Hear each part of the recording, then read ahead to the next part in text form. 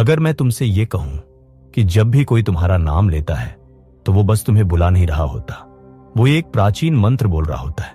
हाँ, बिल्कुल सही सुना तुमने। ये कोई कविता नहीं है, कोई रूपक नहीं है। ये सचमुच तुम्हारी रियलिटी की बुनियाद को हिला देता है। तुम्हारे आसपास की ऊर्जा, तुम्हारे विचार, तुम्हारा भाग्य, सब कुछ एक नाम के जरिए बदला जा सकता है। मिस्र के लोगों ने इस रहस्य को हायरोग्लिफ्स में छुपा दिया था ताकि बस कुछ चुनिंदा लोग ही इसे समझ सके। कब्बालाह के विद्वानों ने इसे अपने पवित्र ग्रंथों में कोड की तरह लिख दिया, जैसे कोई पहेली जो सिर्फ सच्चे खोजियों के लिए है। और अब जब हम 21वीं सदी में जी रहे हैं, मॉडर्न साइंस धीरे धीरे उन बातों को पकड़ने लगी है जिन्हें रहस्यवादी और साधक हजारों सालों से जानते थे। अब सोचो जरा, क्या हो अगर तुम्हारा नाम जो हर दिन सुना जाता है, हर जगह लिखा जाता है, दरअसल एक वाइब्रेशनल प्रोग्राम है। वो प्रोग्राम या तो तुम्हें एक अदृश्य पिंजरे में बंद रख सकता है या फिर तुम्हारे सबसे शक्तिशाली रूप का दरवाजा खोल सकता है। तुम्हारा नाम ही है जो तुम्हें बांधता है या तुम्हें आजाद कर सकता है। और आज तुम वो राज जानने वाले हो जिससे तुम इस वाइब्रेशनल कैद से बाहर निकल सकते हो और अपने असली जागृत रूप की ओर पहला कदम बढ़ा सकते हो। तैयार हो? विभिन्न संस्कृतियों में नामों का आध्यात्मिक रहस्य। प्राचीन हिब्रू परंपरा में नाम सिर्फ एक आवाज नहीं था, वो भविष्य था। शेम यानी नाम उसी जड़ से आता है जिससे शमाइम यानी स्वर्ग शब्द बना है। मतलब तुम्हारा नाम सीधे दिव्यता से जुड़ा होता है। बाइबल के जमाने में जब माता पिता अपने बच्चों का नाम रखते थे तो वो बस पहचान नहीं दे रहे होते थे, वो भविष्यवाणी कर रहे होते थे। अब चलिए जरा पूरब की ओर, हिंदू परंपराओं की तरफ। यहां नाम देना एक साधारण प्रक्रिया नहीं, एक दिव्य विज्ञान है। आज भी कई हिंदू परिवार वैदिक ज्योतिषियों से सलाह लेते हैं। कुंडली के ग्रह नक्षत्रों के अनुसार तय होता है कि कौन सा कंपन, वाइब्रेशन बच्चे के नाम में होना चाहिए ताकि उसका जीवन प्रकृति से तालमेल में रहे। नाम का पहला अक्षर, जिसे बीज अक्षर कहते हैं, उसे ऐसा माना जाता है जैसे किसी पेड़ का बीज जिससे जीवन की पूरी शाखाएं निकलती हैं। अब जरा नजर डालते हैं नेटिव अमेरिकन जनजातियों की तरफ। यहां नाम कोई स्थायी चीज नहीं थी। नाम समय के साथ, अनुभव के साथ बदलते थे। जैसे लकोटा जनजाति में बच्चे को जन्म पर एक अस्थायी नाम दिया जाता था। उसका असली नाम उसे तब मिलता था जब वो कोई खास जीवन अनुभव से गुजरता या किसी विजन क्वेस्ट के दौरान। यहां नाम जीवित होता था, इंसान की चेतना के साथ साथ बढ़ता था। प्राचीन सेल्टिक ड्रूइड्स अपने गुप्त ज्ञान को मौखिक परंपरा से सुरक्षित रखते थे। उनका मानना था कि किसी का असली नाम लिखना उसकी शक्ति को कम कर देता है। उनके लिए नाम सिर्फ शब्द नहीं था, वो एक ध्वनि तरंग थी, एक जीवित शक्ति जिसे पूरी तरह सिर्फ तब महसूस किया जा सकता था जब उसे जोर से बोला जाए। लेकिन सबसे दिलचस्प बात यह है कि इन सब अलग अलग संस्कृतियों में एक बात सामान्य है।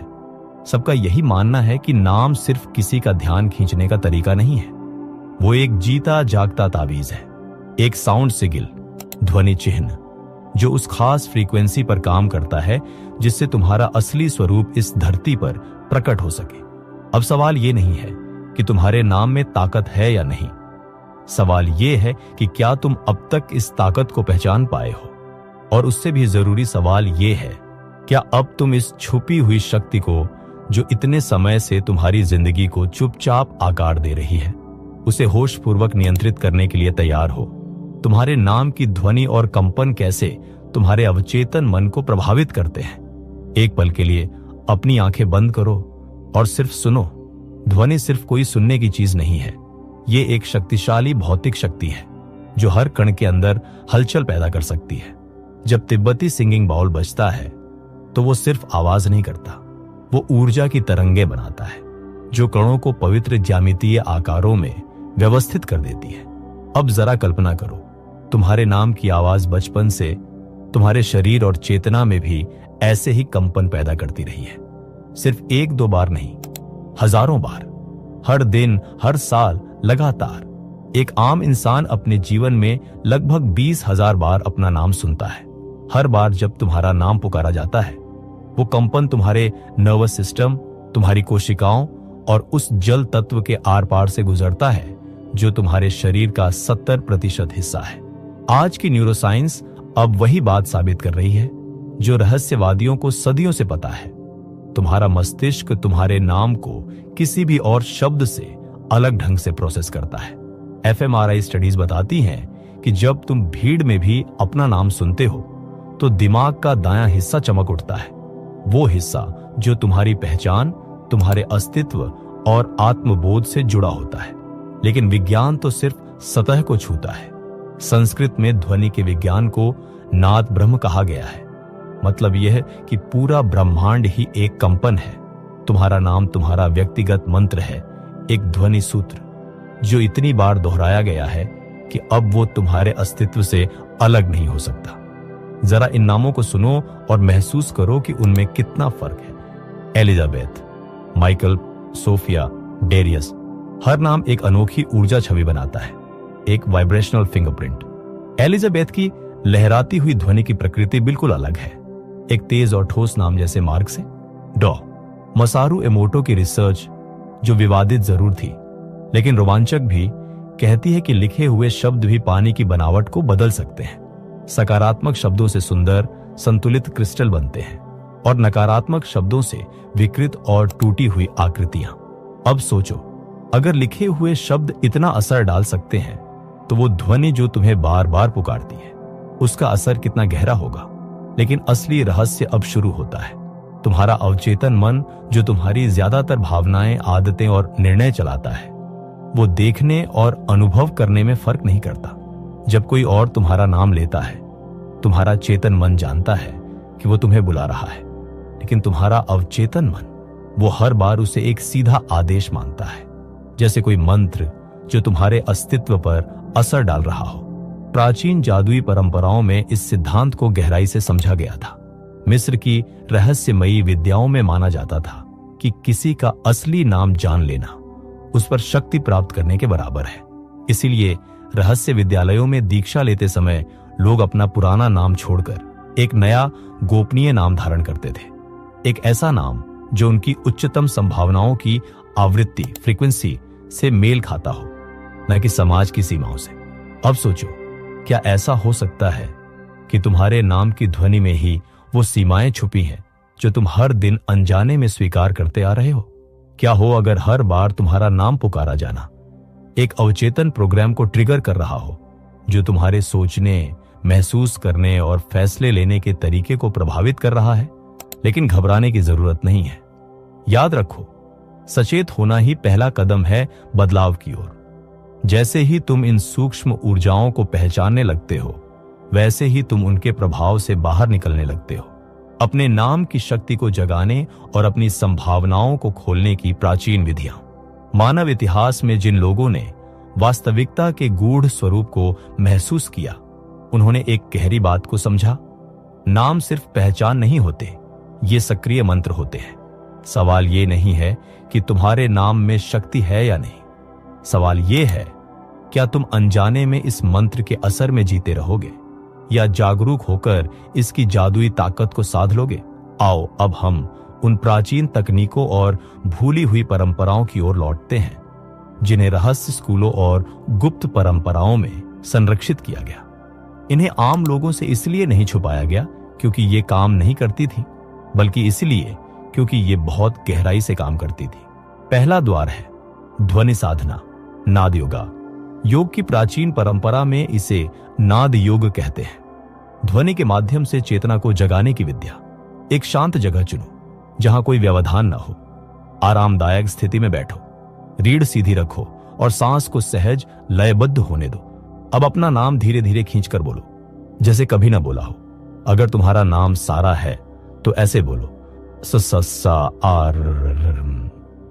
हर ध्वनि को महसूस करो, वो शरीर के किस हिस्से में कंपन कर रही है, कहां ऊर्जा बह रही है। एस की ध्वनि शायद तुम्हारे आज्ञा चक्र, थर्ड आई में गूंजे, ए हृदय में कंपन करे, आर कंठ को सक्रिय करे, एच मस्तिष्क के शीर्ष पर हलचल फैलाए। इस अभ्यास को 40 दिन तक रोजाना करो। प्राचीन परंपराओं में 40 दिन को ऊर्जा पुनर्संयोजन, एनर्जेटिक रिकैलिब्रेशन के लिए आदर्श समय माना गया है। कई साधक बताते हैं कि इससे उनका आत्मबोध बदल गया, मानो पहली बार उन्होंने अपने नाम को और खुद को सच में जाना हो। दूसरा द्वार है पवित्र ज्यामिति और सिजिल मैजिक। तुम्हारा लिखा हुआ नाम सिर्फ कुछ अक्षरों का समूह नहीं है, ये एक ऊर्जात्मक कोड है, एक ज्यामितीय हस्ताक्षर जिसे तुम चेतना से सक्रिय कर सकते हो। एक नया जर्नल लो जो सिर्फ इस अभ्यास के लिए हो। पहले पन्ने पर अपने पूरे नाम को पूरे ध्यान और श्रद्धा से लिखो। हर अक्षर को बनाते समय उसमें वह ऊर्जा भरो जो तुम अपने जीवन में लाना चाहते हो। अब जरा ध्यान से देखो, तुम्हारे नाम का आकार कैसा है? ऊंचाई, गहराई, वक्र और रेखाएं, ये सब तुम्हारी ऊर्जा का चित्र है। इसे तुम नाम सिगिल मान सकते हो, तुम्हारी ऊर्जात्मक पहचान का प्रतीक चिन्ह। कुछ साधक विशेष अक्षरों को गोल घेरा देकर उन्हें सक्रिय करते हैं। कोई उसमें पवित्र चिन्ह या ज्योतिषीय संकेत भी जोड़ते हैं जो उनकी आत्मिक यात्रा से मेल खाते हैं। तीसरा द्वार है शामानिक परंपरा से नाम पुनः दावा, नेम रिक्लेमेशन रिचुअल। प्रकृति में किसी पवित्र स्थान पर जाओ जहां तुम्हें भीतर से एक जुड़ाव महसूस हो। साथ में एक छोटा आईना, एक मोमबत्ती और पानी से भरा कटोरा ले जाओ। संध्या के समय मोमबत्ती जलाओ और अपने प्रतिबिंब को ध्यान से देखो। फिर ये वाक्य बोलो, मैं अपने नाम की शक्ति को पुनः प्राप्त करता हूं। मैं उन सभी सीमाओं, धारणाओं और उम्मीदों को मुक्त करता हूं जो इन पवित्र ध्वनियों पर डाली गई है। मैं सिर्फ तुम्हारा नाम नहीं हूं, मैं वो चेतन सत्ता हूं जिसने इन ध्वनियों के द्वार से जीवन का अनुभव चुनने का निर्णय लिया।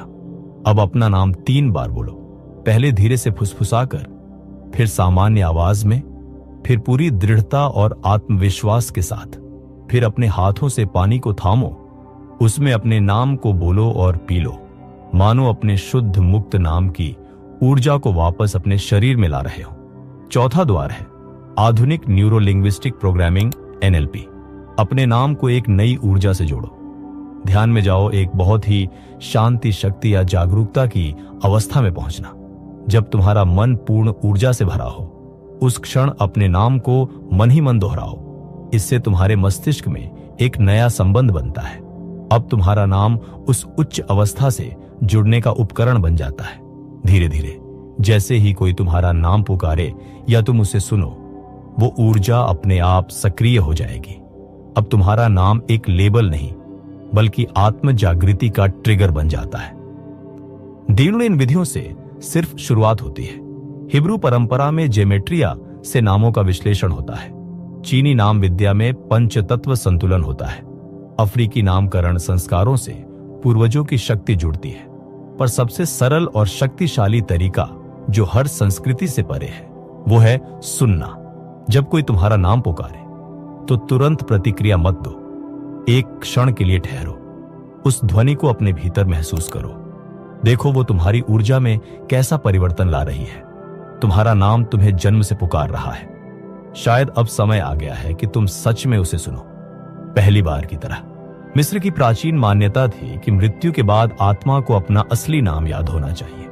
वो नाम नहीं जो जन्म के समय मिला, बल्कि वो दिव्य नाम जो आत्मा का सार है। लेकिन अगर उस नाम को मरने के बाद नहीं, बल्कि अभी यहीं याद किया जा सकता है, अगली बार जब कोई तुम्हारा नाम ले तो ध्यान से सुनो। हो सकता है ये ब्रह्मांड तुम्हें याद दिला रहा हो तुम क्यों आए थे।